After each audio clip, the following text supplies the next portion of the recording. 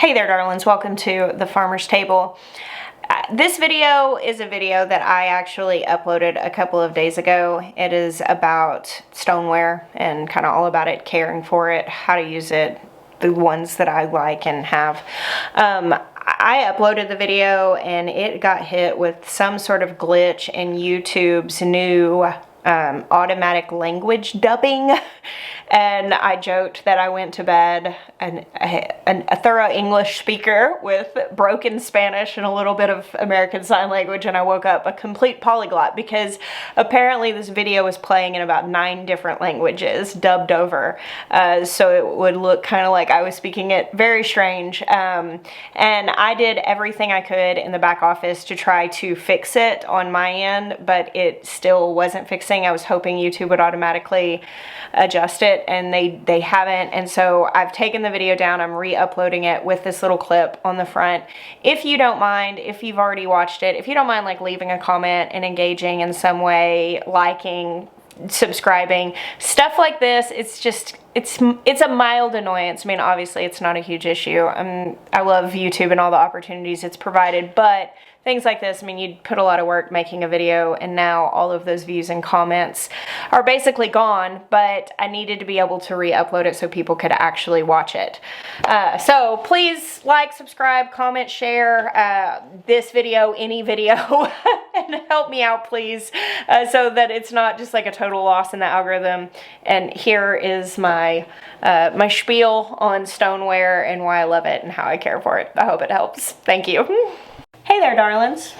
Welcome to the Farmer's Table. My name is Jess, and I'm so glad you're here today. Today, we are in my kitchen, and I want to talk to you a little bit about stoneware. So I did a video a couple weeks ago about sheet pan dinners, showing cooking dinners on a couple of these baking sheets.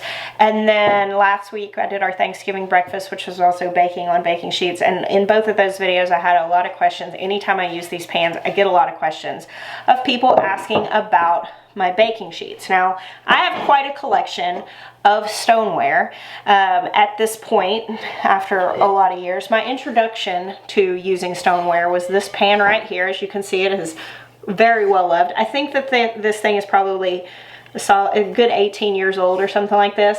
This actually came with Jeremiah, so it was my bonus in marrying him. He actually owned that, and that was my introduction to stoneware. It happened to come to me during a time that I was really kind of learning about the toxic load of a lot of the things that we use commonly, and I was getting rid of all my nonstick pans at that point. And I had leaned heavily into cast iron and stainless steel for cooking on the stovetop. Of course, I was using glass and stuff like that in the oven, but I am admittedly a little lackadaisical when it comes to cooking. I sometimes forget things are in the oven. And the thing that I loved about stoneware is that it gives a little grace as far as cooking things.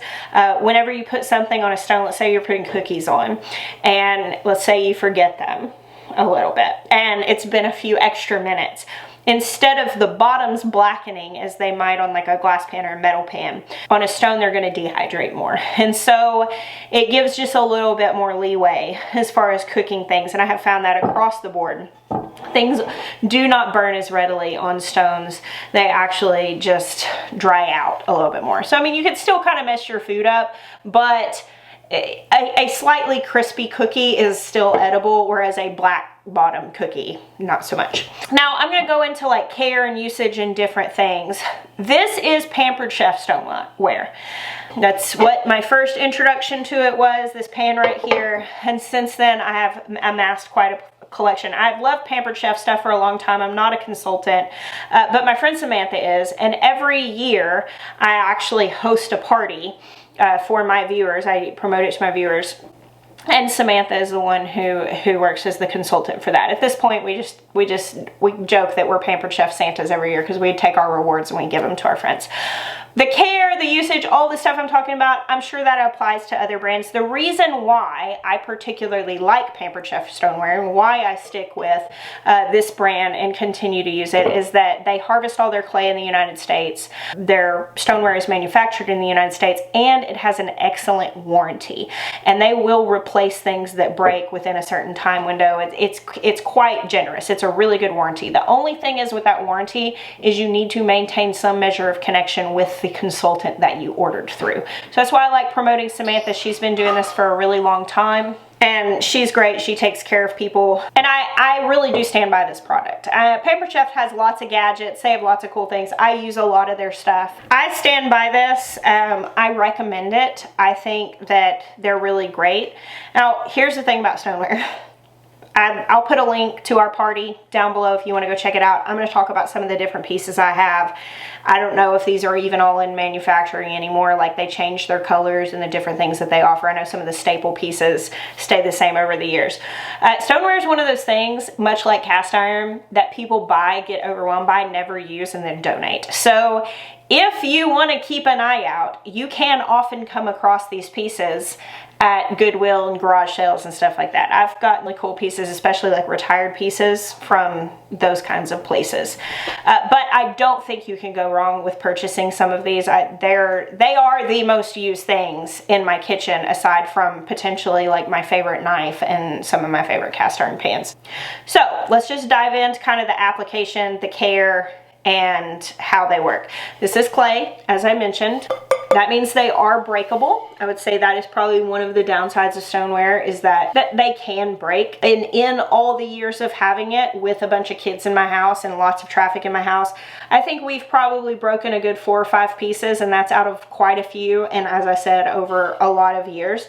And all of those things were probably avoidable. This is stuff like, I remember once my mother-in-law took a pan and stuck it on the oven while a burner was on, and it broke. Again, kind of why I like Pampered Chef, because a lot of times they'll replace things. So I think that having a good warranty on something like that is definitely worth it. But Stoneware is microwave safe, oven safe, and freezer safe. Being that it's clay, it has a little bit of give to it. You wouldn't want to take it from the freezer and put it in the oven. You do need to be mindful of massive temperature fluctuations, because it can break in that regard. But I have done all of those things with Stoneware. I also have a small pan that's like this big, that's what we use in our air fryer. It's like an air fryer pan. It was made for the air fryer. And that's how we heat up leftovers. Stoneware, also like cast iron, does get seasoned. That's why this pan is so dark. It's really slick. You'll see, I'm sitting here like rubbing on it because it's so smooth and satisfying. When Stoneware is more new, it looks more like this. This one's got a little bit of seasoning around the edge, but not as much. This is a very small pan. I actually don't use this one a whole lot. I typically am grabbing more for larger casserole dishes or the larger bar pans, because I'm usually making larger amounts of food since we have a big family. To season these, when you first get them, what I like to do when I get a brand new pan in is I like to cook something kind of fatty in it. Like I'll cook a couple of rounds of bacon in the oven, preheat the oven to 400 degrees, lay the bacon out, and cook that for 20 minutes, 25 minutes till it's crisp, take it out, drain the fat off, do another row. What seasoning is a very, very fine layer of fat that has been hardened onto your pan. I do use soap on my Stoneware, especially once the seasoning is very established. I don't mind just taking like the normal sponge and soap that we use to clean dishes and wiping it down. I wouldn't use any sort of scrubber or anything on this, because I don't want to scrub that seasoning off. I'm not trying to do anything abrasive, and I'll never soak it in soapy water. So I treat it a lot like I treat my cast iron. Some people don't like to put soap on their Stoneware. They like to really treat it like cast iron, but I put soap on my cast iron. I just do it quick, you know, small amounts. Don't soak it, don't scrub it real hard. These come with a scraper. If you buy these secondhand, you can get like a little plastic scraper, like dish scraper, and that you can scrape everything off of it. The more you use them, the more nonstick they become. So at this point, I pull out a sheet like this. I put anything on this and bake it. I'll put cookies on it. The other day I was doing my pinwheels, our sheet pan dinners. I don't ever worry about putting oil down on these pans, because once they do have a good layer of seasoning, stuff is not going to stick to them. If you want, you can put parchment paper over them to cook on. In my opinion, it's not really necessary once they're non-stick. That's kind of the benefit of this, is that I don't have to put a layer of parchment paper down. But if you want to eliminate any like having to scrape anything off, you can totally do that. One thing they say not to do is do not spray Stoneware with aerosol cans of oil, because the really fine particles, essentially when those cook on and season on, it can make like a sticky surface. I've never experienced that, but I've always read it. So the benefits of using stoneware, aside from obviously the non-toxic benefit, you don't have any sort of toxic coatings on this, it's just clay, but it's that it very evenly distributes heat and manages moisture. I mentioned earlier how, like, if you're baking cookies, they're gonna dehydrate before they burn, because this actually draws moisture away from the food. And I say that, like, I'll cook like chicken legs on these or chicken thighs and bake them, and we get nice crisp outers and the meat is still really juicy. Obviously, you know, I'm temping it and cooking for the appropriate amount of time. I'm sure I could dry it out. But it's really more the outer texture is what is going to benefit from that moisture distribution. So for instance, if you're doing like diced potatoes that you're baking, it's really nice to get like good crispy potatoes. Let's say you're going to cook a pizza on here. You're going to get that nice chewy crisp outside where the inside is still good and, you know, appropriate moistness. I love brownies in here because I love the edge of a brownie that's got that great crispness. You get that with stoneware. And then the evenly distributing the heat, that's really a benefit for me.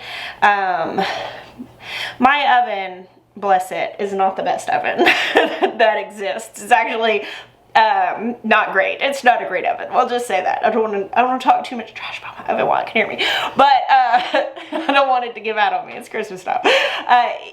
It does not heat evenly at all. And I have very much noticed in having an oven that doesn't heat evenly that when I put other pans in there, that is much more noticeable. Whereas when I'm cooking something in stoneware, this does kind of make up for some of that uneven heat with such even heat distribution. So I will just say I find things to cook a lot better in stones. At this point, I am very spoiled to these, and I probably would still make a lot of mistakes cooking if I were trying to cook on metal pans. One, I haven't used them in a really long time, but two, like just the uneven distribution, the fact that things do readily burn, that's just so eliminated by using stoneware that I would have to make some massive adjustments in how I cook due to that. Some things that you do need to keep in mind. I mentioned the temperature fluctuations. That can be an issue, like if you wouldn't want to take a pan out of the freezer and put it directly in a hot oven. The temperature fluctuations probably the biggest thing to keep in mind, and obviously the fact that you don't want to drop these, but I don't want to drop any of my cookware, honestly. So I will show you a couple of the pieces that I have. This is the original pizza stone. I don't even think this one's made anymore. I think they have handles now, which is better because this one you kind of have to like get underneath it and get it out, but it's so loved. Obviously that thing's not going anywhere. This is called a bar pan, or I just call them baking sheets, but they're called bar pans. They have the lip. So this is for making bars, like cookie bars, or, you know, this is what we use, a jelly roll pan. Sometimes you'll hear them called that. These are super versatile. I roast meat on these. I have laid out a whole chicken and spatchcocked it on these before. This is my most versatile stoneware, I would say. And you can use any of these for anything. I like that lip for anything that has liquid to it because it's going to keep it from rolling over. This is, I call it the casserole pan. I think it's called a baker. I'm sorry, I don't remember all the names of these. But this is the larger one. I have a smaller one too. I don't use it a lot because, again, I'm making food for a lot of people. I actually have like 3 of these, and I use these a lot. So if I'm cooking any sort of casserole, it's in here. I bake cakes in here, cobblers, any number of things that are like that. I'm going to use this. There's actually another one. Hold on, let me grab it. And it's the exact same baker as the other, except for it has the enameled outside, which does look nice. This is the difference of one I've had for a year versus one I've had for multiple years. You can see that seasoning. If this bothers you, if those dark spots on the side bother you, these you can scrub clean, obviously. This one came with this little lid thing. This in itself is a baking sheet. Now, the top of this is enameled, so it probably is going to behave a little bit differently than the regular stoneware, but you can bake on this.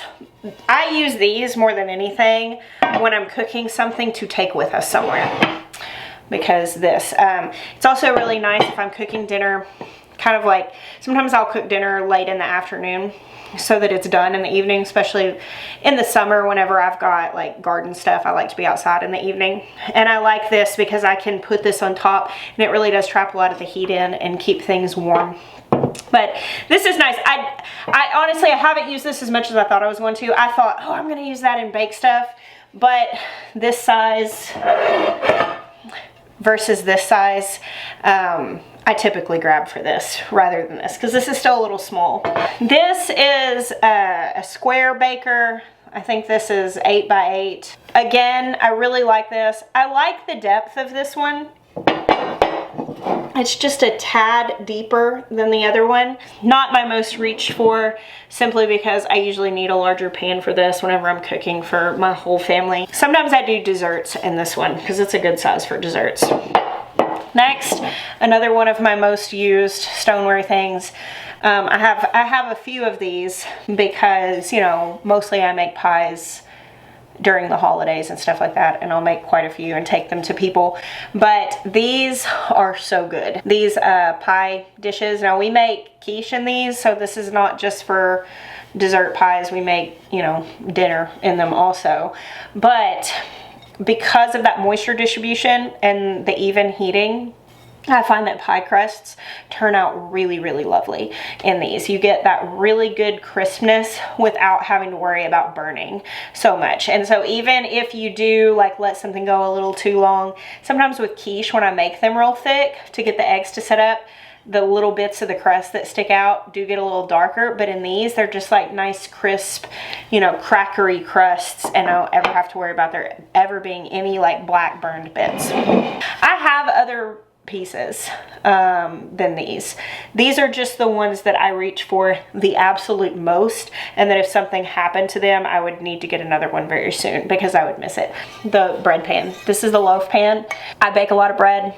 We use our bread machine, but I do bake it in the oven, and these are just really good as far as things not burning. I always get a nice light crust on these, and I don't have to worry about like the burnt bottom or anything like that. Of course, they're great for baking sandwich bread, but they're also really good for making like banana bread, pumpkin bread, sweet quick breads and stuff like that. Another thing I very commonly use these loaf pans for is making meatloaf or lasagnas. Whenever like I have neighbors or friends that it's just a couple, and if I want to make them a lasagna, I will layer this in and just make a 2-person lasagna, and this loaf pan is just perfect for that. And I didn't mention cooking lasagna in these pans. I really love cooking lasagna in these pans. I like somewhat crispy bits on lasagna, but I do not like it whenever you get to a point that you're like really having to go at it because like your noodles really dehydrated or burned in places. Stoneware is where it's at for lasagna. Oh, there's great texture. So yeah, those are some of my favorite pieces of one of my favorite products. Again, I mean, this has been a staple in my kitchen for a really long time. I don't always talk about products just a ton on my channel. I really like to focus on making cooking as approachable and accessible for people as possible. So when I talk about things, a lot of times people can get discouraged because it's like, well, I can't afford that, and therefore I must not be able to cook. That's absolutely not the case. Start with where you are, what you have, and just do the best you can with that. I think outgrowing the tools you have is always a great place to start. But when it comes to purchasing tools, buying things that have longevity, that are going to last a long time. Non-stick pans, the stuff gets scraped off and you've got to replace them very regularly. Something like this, as I'm showing you, I mean, here's a pan that's almost as old as our oldest children. Stuff like that, that's worth your money. I know you may have to spend a little bit more on the front end, but when you buy a good product that has a good warranty, it's going to save you money in the long run. And honestly, tools that make the job easier and more enjoyable to do in the kitchen are always a good bet. Because, I mean, if we're enjoying it more, we're going to cook more. So yeah, that's my spiel about my stoneware. I hope this helped you. I will put a link to our Pampered Chef party. Also keep an eye out for it. Maybe you can be one of those people that'll occasionally post and tag me in the $2 bargain that you found. I'm always like, woohoo! Cheering my friends on and they're thrifting. Thank you guys for hanging out with me today and all the days you do. I bless you. Until next time.